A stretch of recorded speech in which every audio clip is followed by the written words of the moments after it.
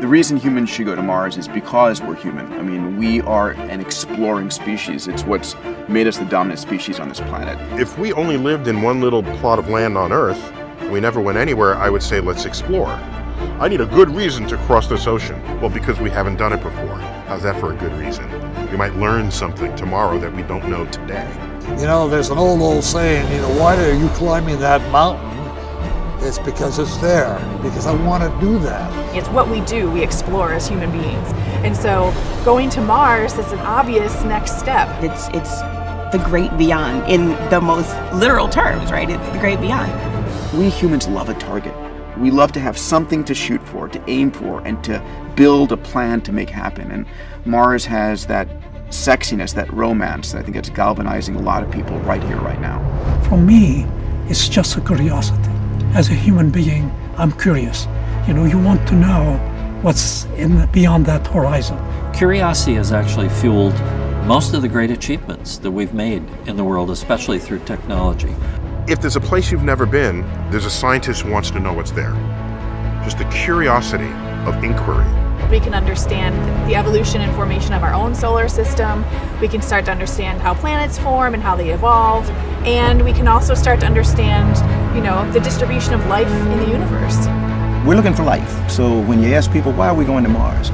Number one reason is because we're looking for signs of life elsewhere in the solar system. And imagine if we can find that there are actually some cells or some signature of life on Mars. That would be a game-changing in our thinking about our position in the universe. One of the things that happens when you go into space, and all the astronauts have talked about this, is that it changes your perspective about the Earth. The human experience of actually being there will be revelatory in ways we can't even imagine at this moment. The true awe of, hey, who are we in this universe and what can we learn about it and what can we therefore learn about ourselves, I think is a really great reason to explore. One of the reasons that I really like is not seeing Mars as a challenge to overcome, but to see Mars as an opportunity to unite people together in a peaceful way. We can give not just ourselves, but our culture and our society and our species a goal and can unite so many different types of people together. You're actually addressing fundamental issues on Earth by giving people something optimistic to pursue. And that's why I want to see us go to Mars. And I want to leave that as a legacy for my children and for the next generations of our species.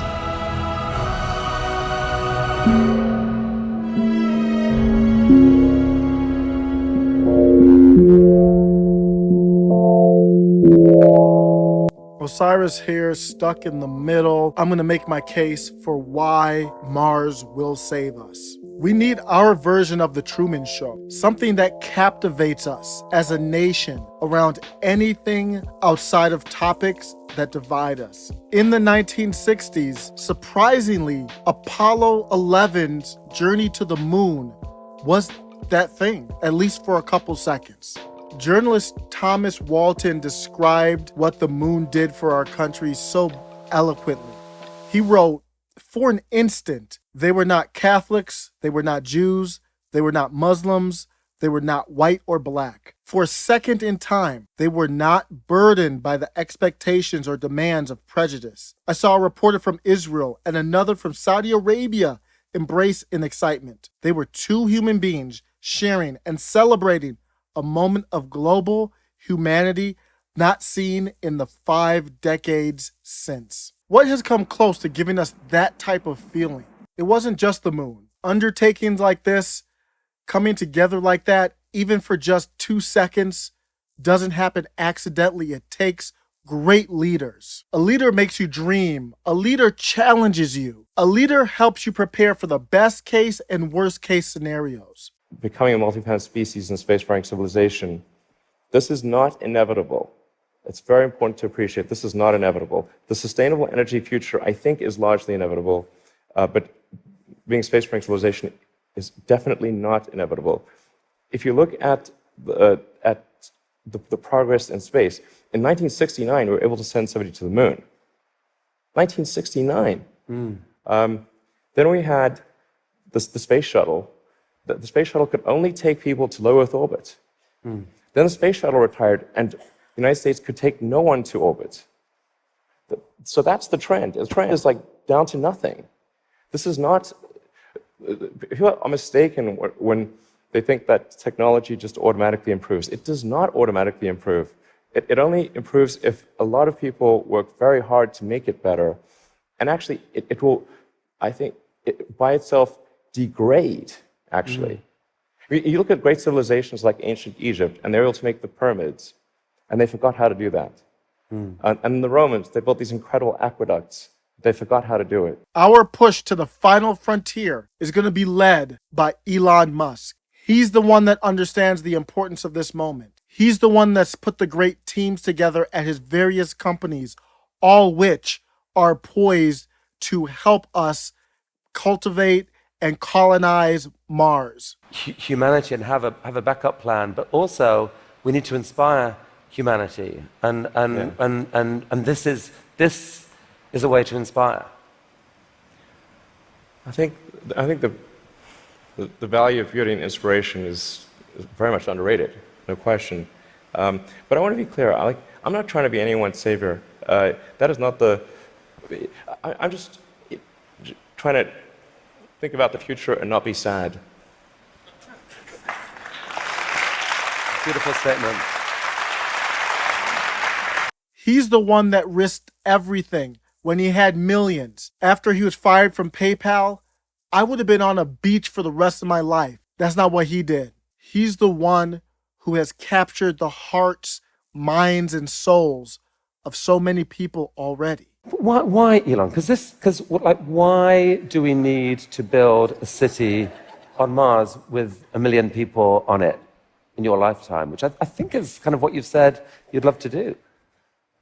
Yeah, I think it's important to have a future that is inspiring and appealing. I mean, I just think that there have to be reasons that you get up in the morning and you want to live. Like, why do you want to live? What's the point? What inspires you? What do you love about the future? And if we're not out there, if the future does not include being out there among the stars and being a multi-planet species, I find that it's incredibly depressing if that's not the future that we're going to have. How close are we to Mars? Like, what is this? Are we 100 years away? No, we're looking at uncrewed visitation within a couple years. If everything plays out perfectly, we'll have our first man or woman on Mars in only 4 years. Are you excited yet? I feel happy just talking about this subject. Are you tired of this planet? Are you tired of this planet? I am. Let's get the hell out of here. Let's go! And this is a simulation of the overall system.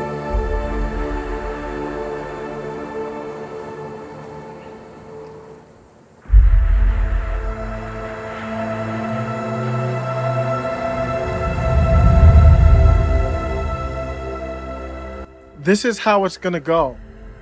Now, this clip is from a few years ago. Things have changed a little bit. It's just to give you an idea of what we're aspiring to.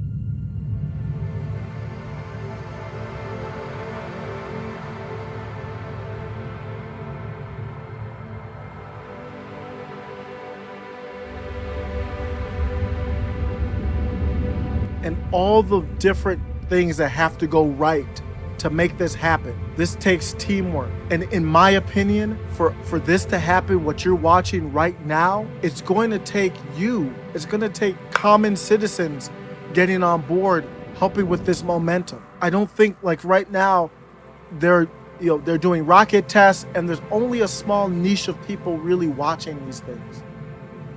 Engine shutdown. That's probably just engine shutdown. Oh my God, here it goes. This is the belly flop, guys. This is the belly flop. Oh my, it's, oh, freaking wet. Okay, here we go. Relight. Yes! No way! No way! Oh my God!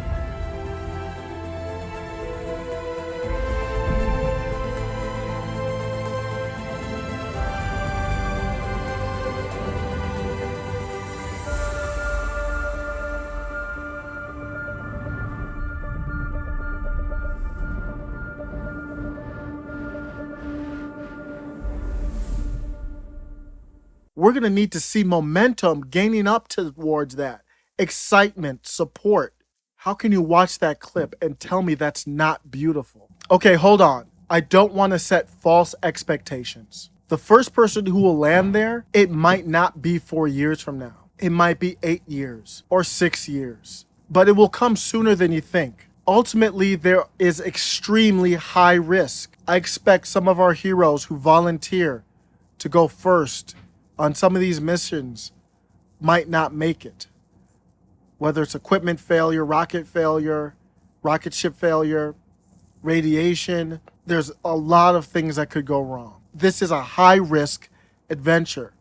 There aren't gonna be hotels there when they first land. It's gonna be rough. Life is gonna be rough. Who knows if the first people there are living underground in caves and not able to see the sunlight for fear of radiation and dust particles and all different types of things. So why are we so hype again? This is what we do, explore. Our time on Earth is limited. It's not infinite. This forces us to think bigger, think long term. We have built this world up so much. And it's like we're playing a video game with no backup, no save button. We don't have a backup plan. Why do we have so much hate right now? We don't have perspective. We're all neighbors. Whether you're in California or Denmark or France or Arkansas, when you're in outer space, when you're in the orbit of Earth or beyond, you look down, we're all neighbors. We live right next to each other. We don't have that perspective right now. Many of you might be asking, especially since I want to be a channel for the common person, could we use this money, even though it's a private company doing some of the heavy lifting financially? The government will have to help. Can that money be used on other things that are more important? I understand you. I respect your opinion on that. We could be living off the earth right now. We could have spent money on not developing cars, trains, airplanes, cell phones, cameras, lights. What is the marking point? We could always say the money could go somewhere else better. But one thing I want to tell you, if you feel like that, you cannot fight technology. If Elon doesn't do it with SpaceX, then somebody else is going to do it. Do you want China to do it, or do you want it to be us? Do you want another country to do it, or do you want it to be us? Don't fight a losing battle. Technology always wins. You're asking me why? You're asking me why? Seriously? Aren't you curious? Aren't you curious to find out what's out there? 500 years from now, if we are successful getting this up and getting to Mars, people are going to look back and remember this moment forever. We can give our children something to aspire to, an extra motivation to get into the sciences, engineering, STEM. And who knows, thanks to Neuralink, 500 years from now, we might be there. at least consciously. Take care. And on the guitar, I have my man Tim Stewart. And we about to take y'all on a ride, so make sure y'all fasten your seatbelts, because it can get a little crazy, you know? Hey, yo, Tim, smooth it out, Tim. Right there. That's it. Let's ride.